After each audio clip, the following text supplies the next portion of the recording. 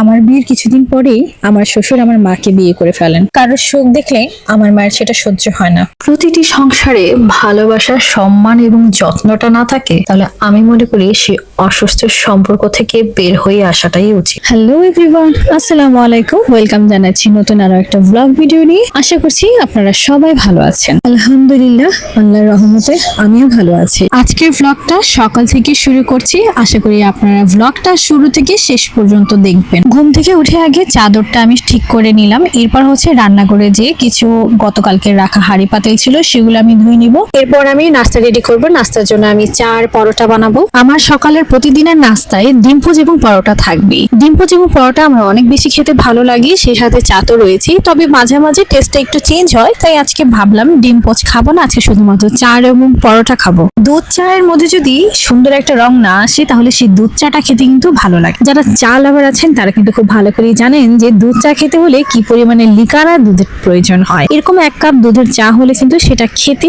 বেশ দারুণ লাগে। ঘড়িতে অনেক বেজে গেছে, সময় যেহেতু কম, আমি তাড়াতাড়ি করে নাস্তাটা শেষ করে নিয়েছি। এরপর আমি দুপুরে রান্না বান্না করবো। দুপুরে রান্নার জন্য আমি সবকিছু রেডি করে নিয়েছি। আপনাদের সঙ্গে আমার জীবনের অনেক গুরুত্বপূর্ণ একটি পার্ট শেয়ার করতে যাচ্ছি। জানি না আপনারা আমাকে কি মনে করবেন, কিন্তু তারপরে যেহেতু আপনাদের সঙ্গে আমি সবকিছু শেয়ার করি, তো ভাবলাম এই জিনিসটাও আপনাদের সঙ্গে শেয়ার করা উচিত। আমি জানি আপনারা সবাই অনেক আগ্রহ নিয়ে জানতে চাচ্ছেন আমার মাকে কেন আমার শ্বশুর বিয়ে করেছেন। আমার কি শাশুড়ি নাই? হ্যাঁ, আমার মা, শ্বশুর, শাশুড়ি সবাই আছেন। আমার শাশুড়ির সম্পর্কে একটু বলি। আমার শাশুড়ি এমন একটা মানুষ যাকে আপনি যতই আঘাত করেন না কেন সে কোনো কিছুই কখনো বলবে না। কথায় আছে, মাটিকে যদি আঘাত করা হয়, মাটি যেমন কখনো কথা বলবে না, তেমনি আমার শাশুড়িও মাও। যারা খুব নরম প্রকৃতির মানুষ হয় তাকেই মানুষ বারবার আঘাত করতে আসে। আমার শ্বশুর 3টি বিয়ে করেন। প্রথমজন হচ্ছেন আমার শাশুড়ি, দ্বিতীয়জন আমি কখনো দেখিনি, তৃতীয়জন হচ্ছেন আমার মা। এর আগে থেকে আমার শ্বশুর বাড়ির লোকজনের সঙ্গে আমাদের পরিবারের একটা সম্পর্ক ছিল, কারণ আমরা একই এলাকার মানুষ ছিলাম। আমার বিয়ের আগে আমার বাবা হুট করে অন্য একজন মহিলাকে বিয়ে করে ফেলেন। আমার মা সেটা কোনোভাবে সহ্য করতে পারেনি। সে বাড়ি থেকে চলে যায়। চলে যাওয়ার পর আমার বাবা আমার মাকে অনেকবার নিতে চেয়েছিলেন। আমার মার একটাই কথা ছিল, আমি সতীনের ঘর করে কোনোদিনও থাকতে পারবো না, যার জন্য তার ভিতরে খুব কাজ করে। আর সে সমস্ত রাগ আমার সংসারে এসেই ঝাড়তে হলো। যে মা আমার সতীনের ঘর করবে না, সেই মা এখন 3 সতীনের ঘর করছে। আমার মার আসলে কারোর ভালো কখনো সহ্য হয় না, যার কারণে সতীন থাকা সত্ত্বেও যেহেতু তিনি বিয়ে করেছেন, কিন্তু তবুও সে এখন সতীনগুলোকে কোনোভাবেই সহ্য করতে পারছেন না। আমার কথা হলো, যে সতীনের ঘরই তুমি সহ্য করতে পারবে না, সেই সতীনের ঘর করার দরকারটাই বা কি ছিল? সেজন্য বলেছিলাম যে সংসারে ভালোবাসার সম্মানটুকু থাকবে না, সে সংসারটা না করাটাই উচিত। মাঝখান দিয়ে আমার বদনাম হয়ে গেল। আসলে যত খারাপই হোক, মা তো মাই। মা ভালো হলেও মা, খারাপ হলেও মা। কিন্তু আমার মার সেই বুঝদারটা এখনো হয়নি। আমার মায়ের রাগের কারণে আমার মা এটা চিন্তা করলো না যে সংসারে তিনি এখন এসেছেন, সেই সংসারটা তার মেয়ের সংসার। সম্মান যে কোনো একজনের পেতে হবে।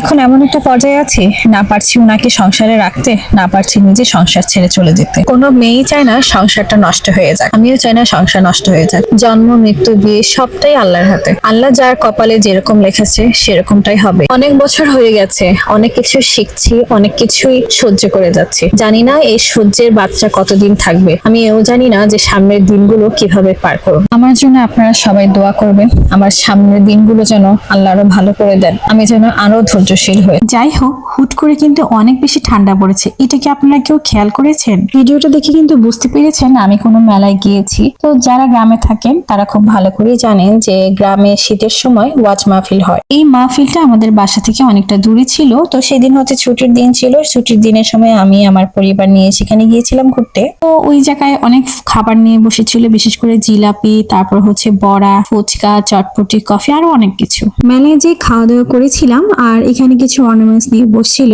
তো আমার হচ্ছে কাজল শেষ হয়ে গিয়েছিল, তো কাজল নিলাম 2টা। এরপর কিছু খাওয়া দাওয়া করলাম। পাকোড়া ভাত ছিল গরম গরম, সেই পাকোড়া গুলা খেলাম। তারপর হচ্ছে গরম জিলাপি ছিল, গরম জিলাপিও নিয়েছিলাম 1 কেজির মতো। আসলে পরিবার বলেন আর বন্ধু সার্কেলই বলেন না কেন, সবাইকে নিয়ে যদি কোথাও বেড়াতে যাওয়া যায় তাহলে কিন্তু আসলে ভালো লাগে। আচ্ছা, আমার মতো আপনারা কারা কারা আছেন যারা এরকম মেলা দেখলে মেলা যাওয়ার খুব ইচ্ছা হয়, একটু কমেন্ট করে জানাবেন। এরপর ওখান থেকে আমরা চলে যাই খেজুরের রস খেতে। আমরা যে সময়টা খেজুরের রস খেতে যাই, এত বেশি খেজুরের রসটা মিষ্টি ছিল আর এত বেশি গাঢ় ছিল, একদম গুড়ের কালার ছিল। ছোট থেকে ঢাকায় থেকে বড় হয়েছি, খেজুরের রস আমার জীবনে আমি কখনো খাইনি, এই নিয়ে আলহামদুলিল্লাহ দ্বিতীয়বার খাচ্ছি। আসলে মানুষের প্রয়োজন, মানুষের রিজিক কখন কোথায় নিয়ে যায় সেটা আসলে আল্লাহ পাক ছাড়া কেউ বলতে পারে না। ভিডিও প্রায় একদম শেষের দিকে চলে এসেছি, আজকের মতো ভিডিওটা এখানেই শেষ করছি।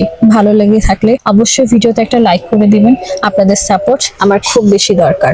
আল্লাহ হাফেজ সবাইকে।